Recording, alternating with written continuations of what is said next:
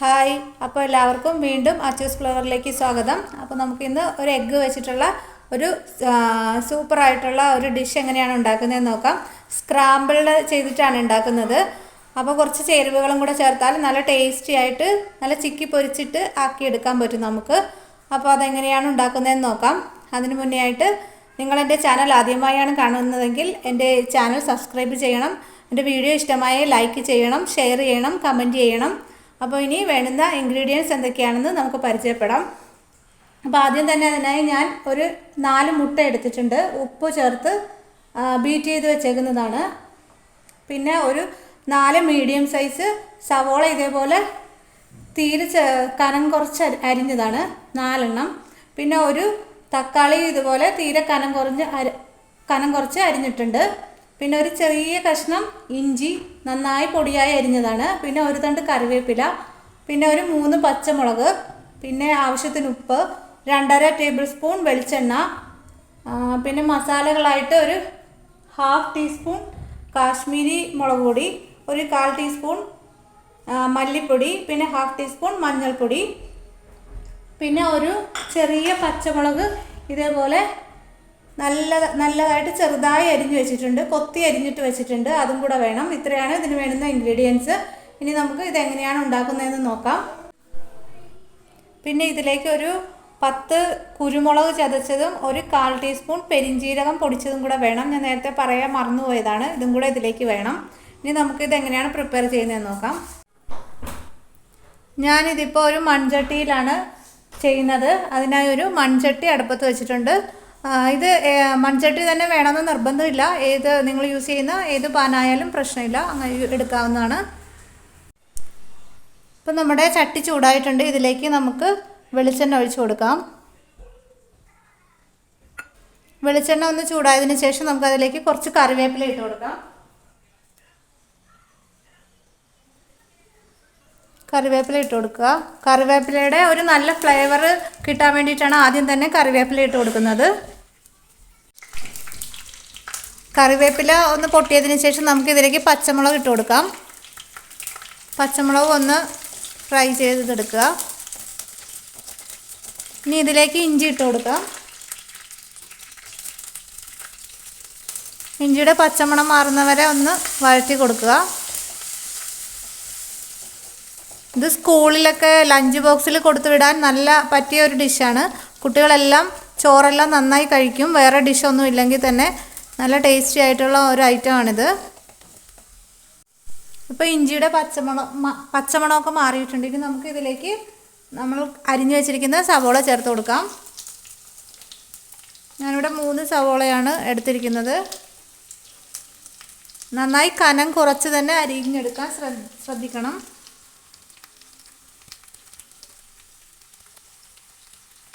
സവോള എല്ലാം ചേർത്തതിന് ശേഷം നന്നായി മിക്സ് ചെയ്ത് കൊടുക്കുക. മൺചട്ടിയിലാണ് വെക്കുന്നതെങ്കിൽ തീ നന്നായി കുറച്ച് വെച്ചിട്ട് വേണം ഇതെല്ലാം ചെയ്യാൻ, അല്ലെങ്കിൽ വേഗം കരിഞ്ഞു പോവും. ഇനി ഇതിലേക്ക് കുറച്ച് ആവശ്യത്തിന് ഉപ്പിട്ട് കൊടുക്കാം. കുറച്ച് ഉപ്പിട്ട് കൊടുത്തിട്ട് നന്നായി വഴറ്റിയെടുക്കാം.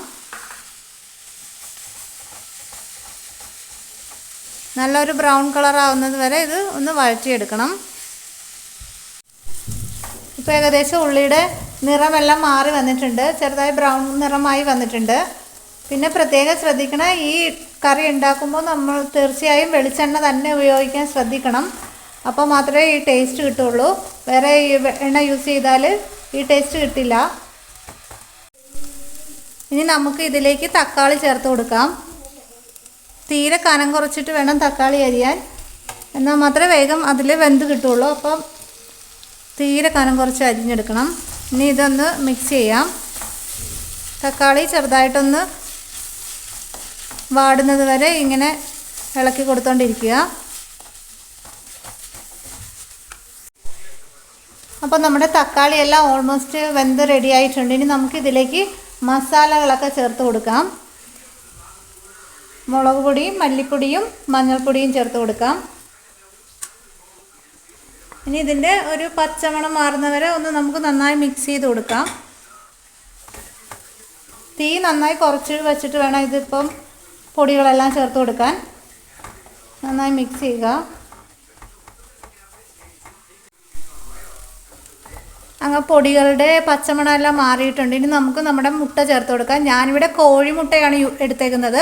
നിങ്ങൾക്ക് താറാവിൻ്റെ മുട്ടയിലോ പിന്നെ കാടേൻ്റെ മുട്ടയിലോ ഒക്കെ ഇത് ചെയ്ത് നോക്കാവുന്നതാണ്. അപ്പം നമുക്കിനി മുട്ട ഇതിലേക്ക് ചേർത്ത് കൊടുക്കാം.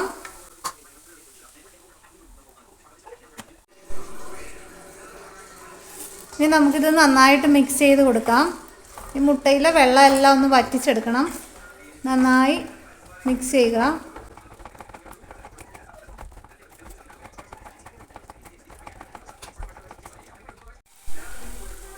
ഇപ്പോൾ ഏകദേശം ഒരു പകുതിയോളം വെള്ളം വറ്റിയിട്ടുണ്ട്. നന്നായി വറ്റിച്ചെടുക്കണം. പിന്നെ ഇപ്പോൾ ഉപ്പ് നോക്കിയിട്ട് ഉപ്പ് കുറവാണെങ്കിൽ ഇപ്പോൾ ചേർത്ത് കൊടുക്കാവുന്നതാണ്.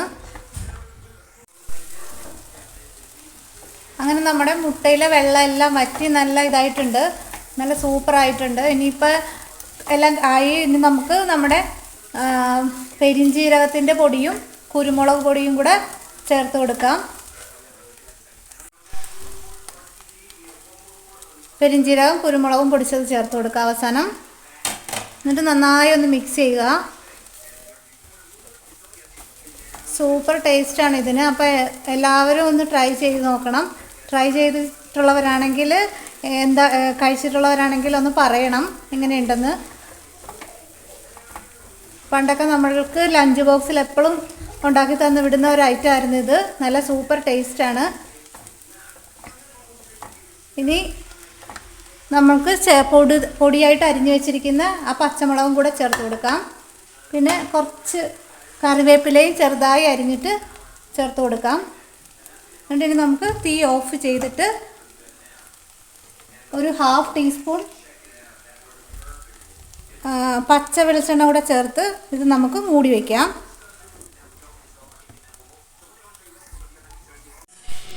ഒരു 5 മിനിറ്റിന് ശേഷം നമുക്ക് മൂടി തുറന്നിട്ട് നന്നായി ഒന്ന് മിക്സ് ചെയ്യാവുന്നതാണ്.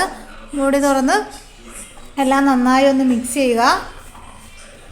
എന്നിട്ട് ഇനി നമുക്കിതൊരു സർവിങ് ഡിഷിലേക്ക് മാറ്റാം. ഇനിയിപ്പോൾ നമുക്ക് സർവിങ് ഡിഷിലേക്ക് ആക്കിയെടുക്കാം.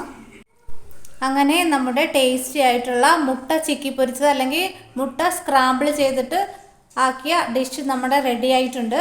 നല്ല സൂപ്പർ ടേസ്റ്റാണ്. നിങ്ങളെല്ലാവരും ഒന്ന് ട്രൈ ചെയ്ത് നോക്കണം. ലഞ്ച് ബോക്സിലൊക്കെ കൊണ്ടുപോകാൻ നല്ല ഒരു ഡിഷാണിത്. അധിക സമയമൊന്നും വേണ്ട, വേഗം തന്നെ നമുക്ക് പ്രിപ്പയർ ചെയ്തെടുക്കാവുന്നതാണ്. കുട്ടികൾക്കൊക്കെ നന്നായിട്ട് ഇഷ്ടപ്പെടും. എപ്പോഴും ഓംലെറ്റൊക്കെ കഴിച്ചിട്ട് അവർക്ക് ഒരു മടുപ്പുണ്ടാവും.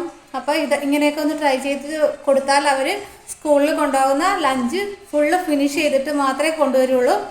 അപ്പോൾ നിങ്ങൾ തീർച്ചയായും ട്രൈ ചെയ്ത് നോക്കണം.